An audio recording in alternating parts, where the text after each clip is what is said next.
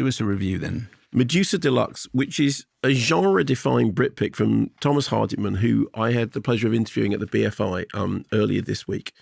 This is set in the murderous world of hairdressing and hairdressing competitions where foul deeds are afoot and everybody is a suspect. So a victim has been found scalped. Somebody else, they all right? No, they're dead.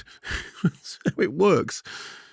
So we're backstage. There are hairdressers, there are models. They're all awaiting interviews from the detectives who are trying to find the criminal. Is it the hairdresser with a competitive streak who once struck a rival with a bottle of conditioner? Is it another competitor who may have been trying to fix the competition with the boss, Rene? Or is it Rene who may have been involved with the victim? Or is it a security guard? Or is it a jealous partner? Don't know. Here's a clip. Right, listen to me. When you talk, you give short answers, all right? How long do you know him? Years. Do you want to put a number on that? Where'd you meet? Cutting hair. Just me and him in the salon. And his mum on reception with perm. Okay, short answers, Rene. They don't care about perms. Perfect beach wave.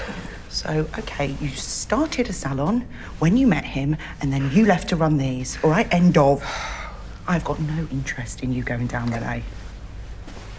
I love that phrase. Short answers, Rene. They're not interested. He had in your perms. glasses on. He did. And he also has my hair on as well, which It was is kind of like Andy Serkis hair. Yeah. Actually, Andy Serkis has got the most magnificent hair. He does. He can do anything with it. So, this is shot by Robbie Ryan, legendary cinematographer, Yorgos Lanthimos' favourite, I think probably most famously, but he's an absolutely brilliant cinematographer. And it is shot and edited as if it were one shot. So you remember Boiling Point. It isn't one shot. It's orchestrated. But the reason it's put together in the way of Hitchcock's Rope, which obviously has cuts every, whatever it is, 12 minutes because of real changes, it's put together in that way to give you the sense that there's a breathless thing unfolding, that wherever you turn, something else is happening, and every lead you follow leads you down another particular rabbit hole. It is visually amazing. I mean, it is visually really, really exciting. One of the things that I like about the film is it's very arch and very funny and very dark and very strange, but it has this sort of oddly puppyish joy about cinema. It's a kind of film which goes, look at the way that cinema can just engulf you and grab you in a story and just pull you by the lapels and drag you in. I mean, there's a film recently called Swan Song, which I really, really love, with Udo Kier, which takes place in the world of hairdressing. And I suppose if you think of a film like Best in Show, the whole, the dog show competition stuff, there is something really interesting about being inside a world which is both complex and absurd, and the fact that it has this murder mystery thing. There was Deadly Cuts recently as well, wasn't there?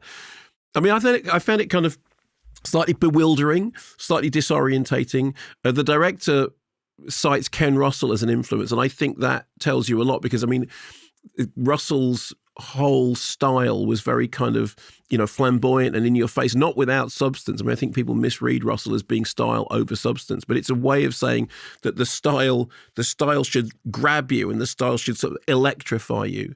And the dialogue is as scathing as, as a dollop of bleach on your hair, and the plot is very, very twisted. At one point, they're talking about a fontange. Do you know what a fontange is? No. It's like a cage thing that you put on your hair to build this kind of rococo creations of hair around. And in a way, the plot itself is like that. It's all built around this kind of fontange. Fontange, yeah. I mean, I didn't know it. I only knew it from the film. And I said, is that a real word? And then I looked it up. So as I said, directed by Thomas Hardiman is a name I think you'll be hearing a lot more of, because clearly a very, very talented filmmaker.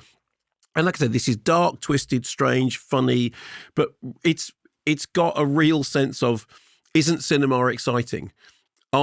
Isn't there something really exciting about a visual medium that can just lead you through all this strange absurdity? And I watched it and I thought, he's going to like Ken Russell. And then I was asking him about his favourite films and he was citing The Boyfriend. And so it was good, yeah. It's called Medusa Deluxe. I don't smoke. Neither do I. But I need a fag. Have you got a fag? No. No. I feel stressed, that's all. So this is not a setup, by the way. This is just having had a stressful journey in today.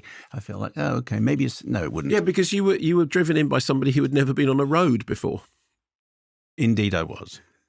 I'm just wondering how long it takes for that kind of stressful start to the morning to dissipate. Can I tell you a story about, because I don't smoke, okay? I think I'm allergic to smoke. It just gives me a terrible headache. Also, if you're asthmatic, it's a really stupid. In fact, it's a stupid. It's a stupid idea. It's Stupid terrible. idea. It's an awful thing. And yeah, fine.